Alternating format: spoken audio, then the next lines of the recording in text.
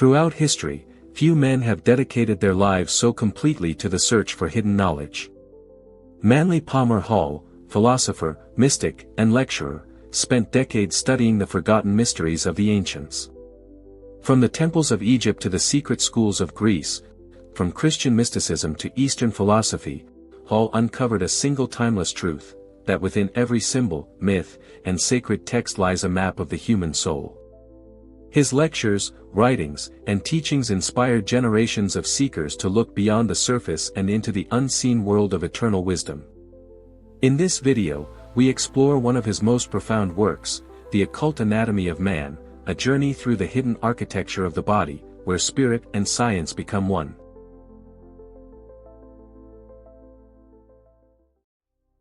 All great mysteries begin with a simple truth: know thyself.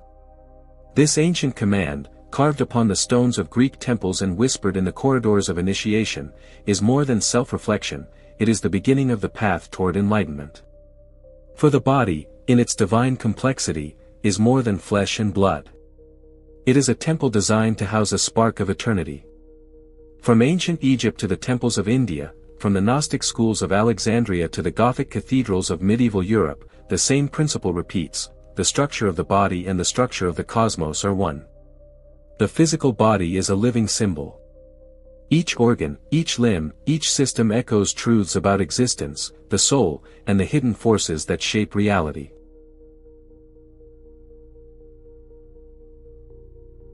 The ancient architects knew this well.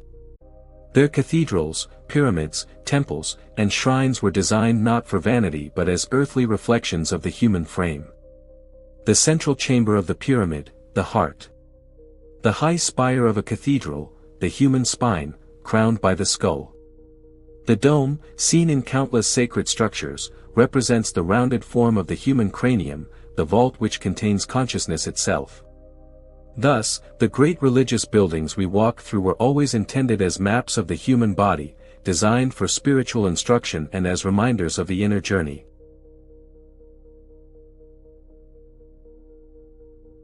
To begin the path of the occultist, one must first understand the trifold nature of man. Man is not merely a body, as the materialist believes. Nor is he only a soul, as the sentimentalist believes. Nor is he purely spirit, as the mystic sometimes hopes. Rather, the complete human is a union of three aspects: 1. The body, the physical, visible form, which ages and decays. 2. The soul, the subtle, thinking self, where memory, imagination, and will reside. 3. The spirit, the eternal spark, untouched by the events of life, the essence of divinity. This trinity, body, soul, spirit, forms the cornerstone of esoteric anatomy.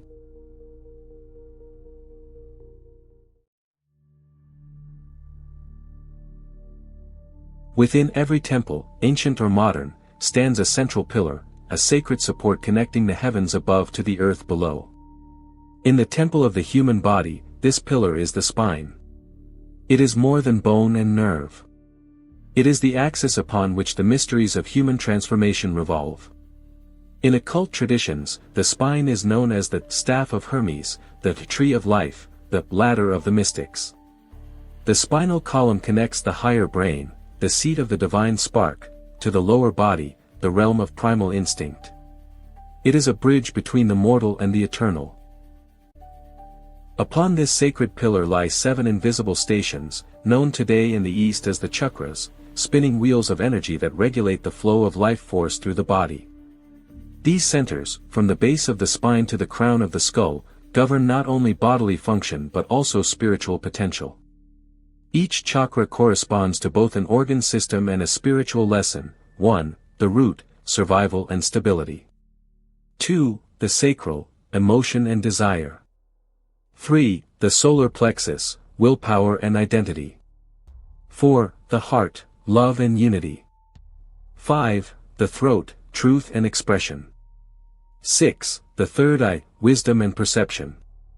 7. The crown, spiritual union and liberation. These centers are often dormant in the unawakened human being, their energy coiled and at rest, awaiting the call of consciousness to rise. At the base of the spine, the ancient mystics placed a symbol, a coiled serpent, known in the East as Kundalini. This serpent is not a creature of earth but a metaphor for the latent spiritual force lying dormant within every human being. It is the living energy of consciousness, curled in potential, asleep in ignorance. When man begins the path of self-knowledge, the serpent stirs. It ascends, climbing the sacred ladder of the spine, piercing each energy center, purifying the mind and body, and ultimately crowning the human being with enlightenment. This is the true alchemical process, not the transformation of lead into gold, but the transformation of man's lower nature into his divine self. The spine is also the bridge between the conscious and the subconscious. Along its central channel flows the pranic current, the breath of life, symbolized by the caduceus of Mercury, an ancient staff entwined by two serpents. These twin serpents represent the balance of opposing forces, light and dark, masculine and feminine, mind and body. When balanced, these energies rise to the brain, transforming the initiate into a new being. This ascent of the life force is depicted in countless myths and religious symbols, the serpent on the staff of Asclepius, the healer god of Greece. The brazen serpent raised by Moses in the desert. The dragons guarding the treasure in European myths. All speak to this singular truth, that within the human body lies a power beyond imagination, waiting to be awakened.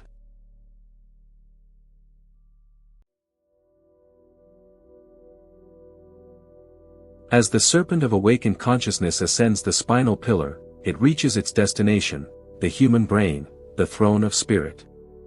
The brain is the most sacred chamber in the temple of man.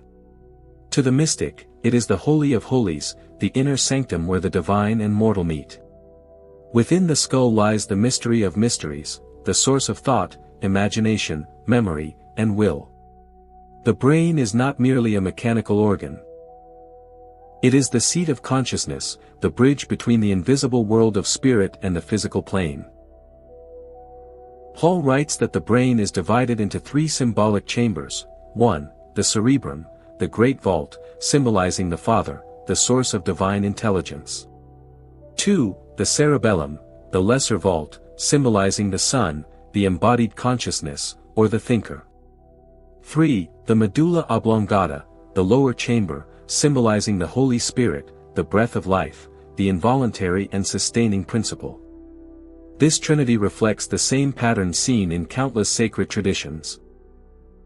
The Father, the Son, and the Holy Spirit, Brahma, Vishnu, and Shiva, mind, soul, and body.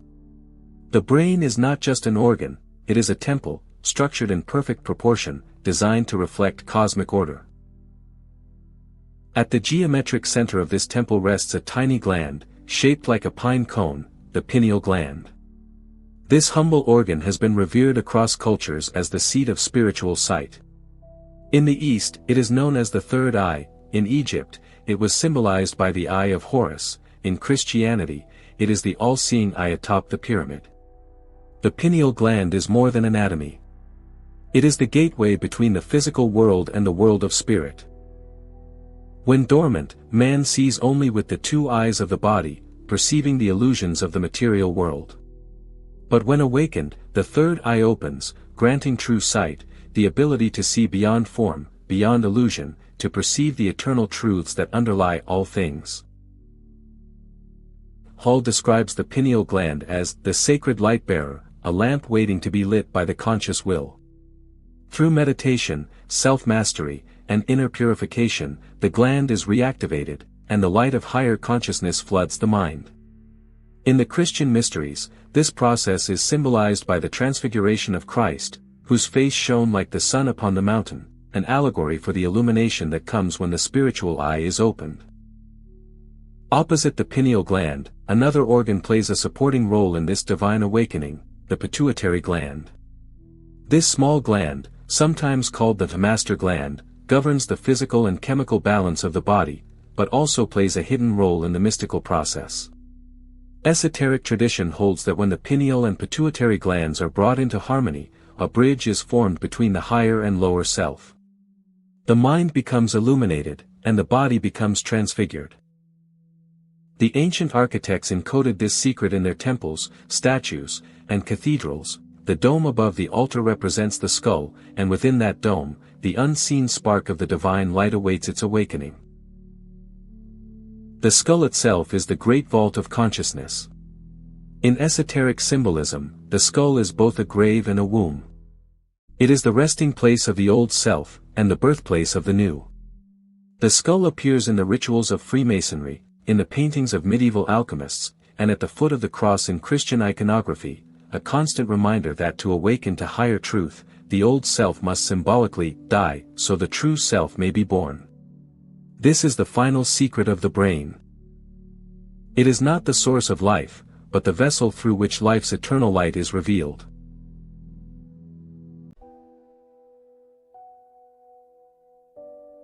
While the brain is the throne of consciousness, the heart is the throne of the spirit. In every sacred tradition, the heart is not merely a physical pump. It is the living symbol of the soul's light, the secret sun within man. The ancients called this the solar heart, believing it to be the microcosmic reflection of the great celestial sun that nourishes all life. Just as the sun gives life to the world, the heart sustains life within the body. The heart beats not only to circulate blood, but to carry the flame of life through every vein, every cell, every fiber of the human frame. In mystical thought, the heart is the seat of true understanding. It is not by logic, but by the heart, that man perceives the unity of all things. This is why, in Egyptian teachings, the heart was weighed against the feather of truth in the judgment of the soul. It is why the Sacred Heart of Christ is encircled in light, crowned with thorns, and a flame. The heart is the altar upon which divine love is offered. Just as the sun is both a physical and spiritual force, the heart is both a biological organ and a metaphysical center. The rhythm of the heartbeat is the rhythm of cosmic life, echoing the eternal pulse of the universe. Each contraction and expansion mirrors the cycles of creation and dissolution. The sun rises and sets. The heart contracts and relaxes. The universe expands and collapses. This cycle is the signature of divine intelligence, woven into all layers of existence, from the cosmic to the cellular. Manly P. Hall reveals that the heart is the ultimate mediator between the higher self and the physical world. While the brain can calculate and reason, the heart alone knows unity, love, and immortality. The sacred geometry of the body, the golden ratio, the symmetry of the heart chambers, the fractal nature of arteries and veins, is not random but designed, echoing the great geometries of the cosmos. The ancients understood this well: as above, so below, as within, so without. The human heart, with its ceaseless beat, is a silent reminder that the divine source of life is not outside us but flows eternally within. Through the heart, man becomes a living temple of the sun. The light that radiates from the sun in the heavens and the spiritual light that glows from the awakened heart are one and the same. The heart is the hidden sun, and the sun is the visible heart of the cosmos. It is through love, compassion, and inner stillness that the heart reveals its true power, guiding the seeker toward illumination.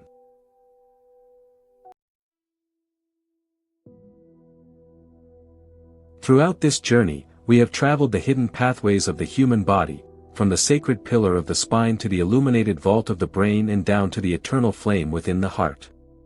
But all paths must lead to a single destination: transformation. For the true purpose of this hidden anatomy is not knowledge alone, it is self-realization. In the ancient world, this was known as the Great Work. A process of inner refinement, purification, and awakening. It is the alchemy of the human soul. The Great Work is the forging of a new being from the raw materials of ordinary existence.